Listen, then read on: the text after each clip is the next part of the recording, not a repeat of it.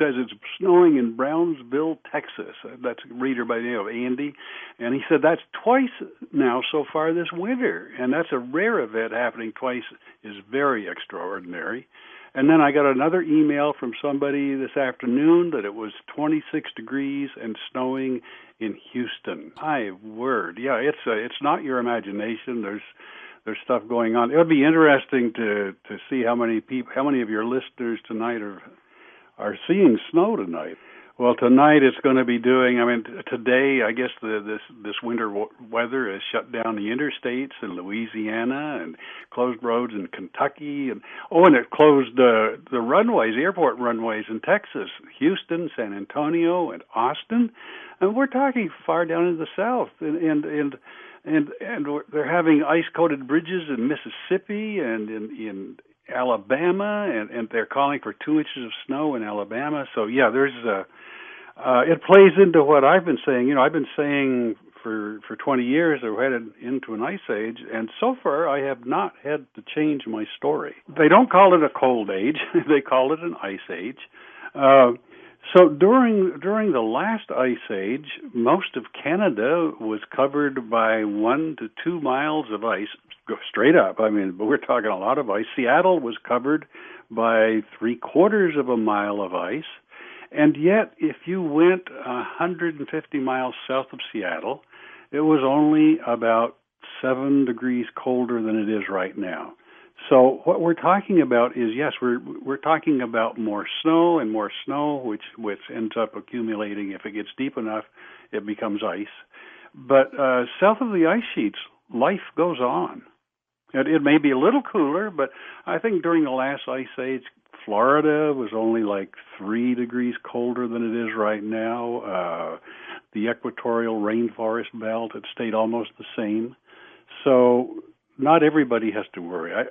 To me, the biggest problem will be food. There's a cycle to ice ages. It shows up in the geologic record going back for millions, if not billions of years. And there's no reason to think that cycle isn't going to repeat. Actually, there's several little cycles. There's one called the solar retrograde cycle, where the sun has its own little tiny orbit, and it goes into a retrograde motion about every 180 years, and the Earth gets cooler. Then there's the little ice age cycle. That is about every 360 years when the sunspots slow down or almost stop, and so that's another cycle. Then there's one called the Milankovitch cycle, which we've known about since at least the 1970s, but that ice ages return approximately every 11,500 years based on something called precession of the equinoxes. And then there's a huge cycle. It's called orbital stretch. But our orbit, the Earth's orbit around the sun, is not a perfect circle. It's slightly elliptical. And it doesn't remain elliptical. It goes from being close to a circle to an elliptical and back to close to circle. That takes about 105,000 years. And guess what? We have an ice age about every 105,000 years. The problem that I see today is that every single one of those cycles is now due to hit. And I don't see anything that humans can do to stop it. I don't think we're causing it, and I don't think we can stop it. I used to say I thought global warming was a hoax.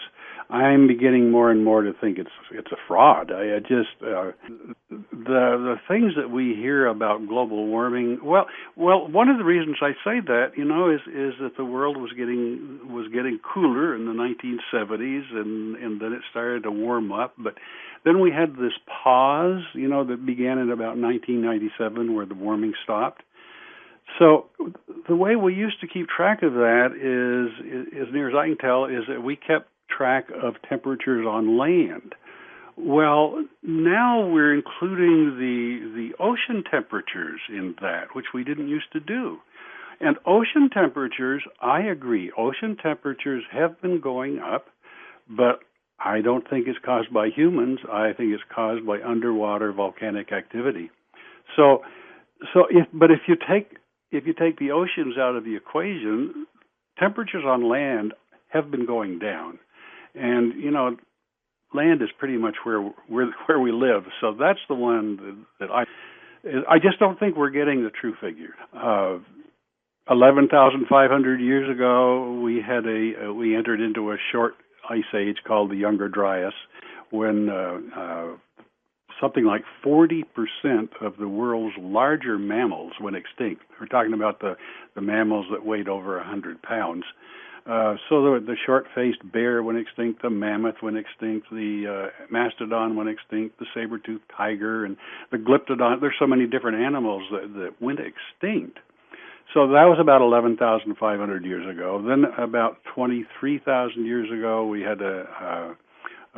entered into an ice age, and again, that was an extinction. I don't think of the names. The European forest elephant, I think, went extinct. I don't remember the others. And 33,000 years ago, we went into an ice age, and that's when the studies I've read. That's when the Neanderthals went extinct. So, yeah, that cycle just shows up in the record. We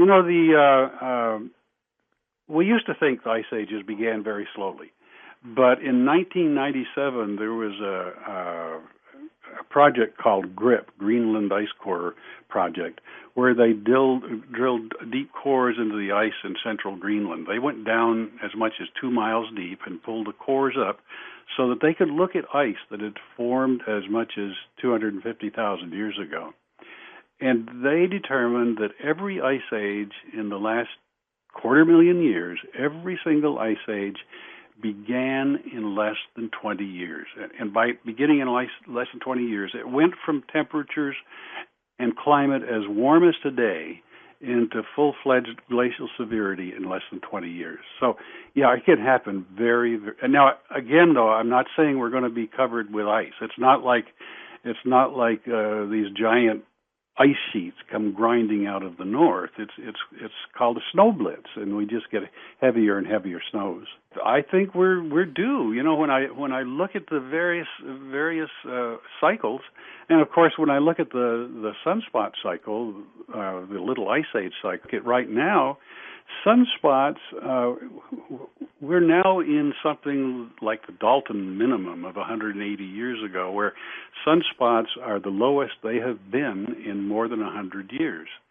And that in the past has correlated with these little ice ages. If that keeps going, then we're on our way right now. I just looked today on the website for where they keep track of the Greenland ice sheet.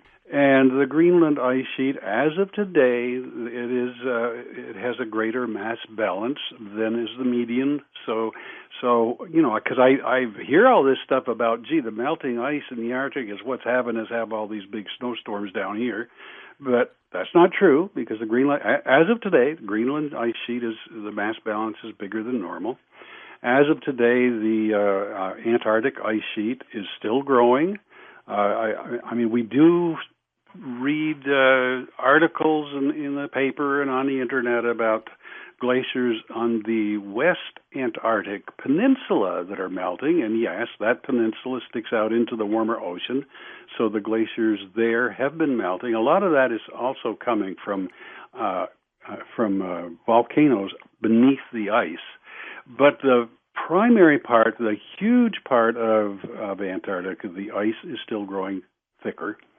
So, and then the Himalayas, that's a big one, is that a few years ago we were told that all the ice was going to be gone in the Himalayas by 2035. Well, it turns out that is not true. The glaciers in the Himalayas are actually growing. K2 is growing, Namba Parbat, Mount Everest. The glaciers are growing in a big part of the Himalayas. Glaciers are growing right here in the United States.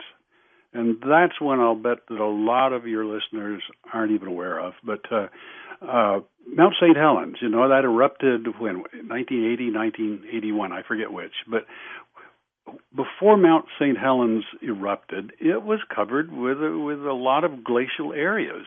And during that eruption, all of that ice melted almost instantaneously, and it rushed down the Toutle River along with bulldozers and rocks and whatever else. So the glacier was gone. Well, a new glacier has reformed inside of the crater, and the glacier on Mount St. Helens is now bigger than it was before the eruption. That's, you don't hear about that, but that is a fact. Glaciers are other great glaciers are growing in Washington State. Glaciers on Mount Baker, according to geologist Don Easterbrook, he's been measuring them, and they are growing. So there's glaciers, quite a few glaciers that are growing. But just looking at the Antarctic glacier and the glacier in Greenland, the Antarctic ice sheet and the Greenland ice sheet, those two ice sheets alone are like 90% of the world's glaciers. So when you look at it that way, at least 90% of the world's glaciers are growing, but we're being told that they're melting. So we're not hearing the full truth. Some people say a pole shift is a magnetic reversal, but other people say a pole shift is where the Earth actually tips upside down. So in that respect, very different, because during a magnetic reversal, the Earth does not tip upside down. All that happens is that the magnetic North Pole moves to the South Pole. Now, because our magnetic field is pointed toward the Arctic for so long, we like to think that's normal, but actually the Earth's magnetic field has been reversed for about half of history.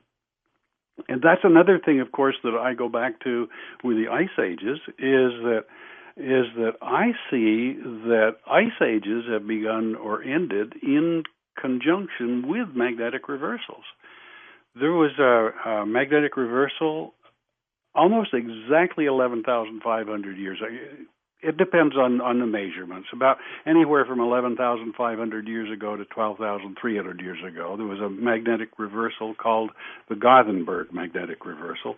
Now, if you look up magnetic reversals, they're going to tell you that the last magnetic reversal was 780,000 years ago. But that is because in many cases they don't include what are called magnetic excursions.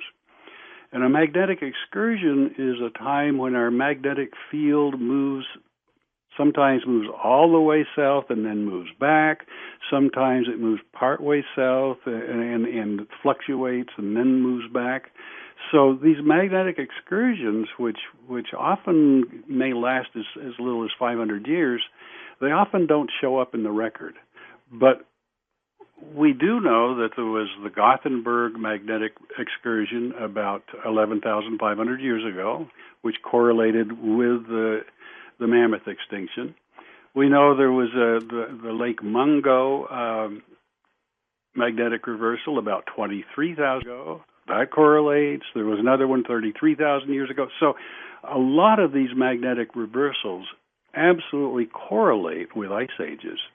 And when you say we're going through one right now, what has happened in the past is as our magnetic field strength goes down and goes down and goes down, and when it reaches a certain point, about 15% of normal, then it can reverse very quickly. Well, when the book first came out, when Not by Fire but by Ice first came out, our magnetic field strength was declining at the rate of 5% per 100 years. Well, now there was a new study that came out just a couple of years ago. Now they say that our magnetic field strength is declining at 5% per decade, not per 100 years. So it has speeded up by 10 times. Nobody knows what that means. I don't either, but I'm thinking it could mean that we're closer to a reversal than we realize.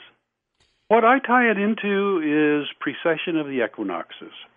And without getting too esoteric, let me see if I can explain it, is that if you could put a stick, the Earth rotates, And if you could put a stick through our axis of rotation, it right now would point toward the star Polaris, the North Star.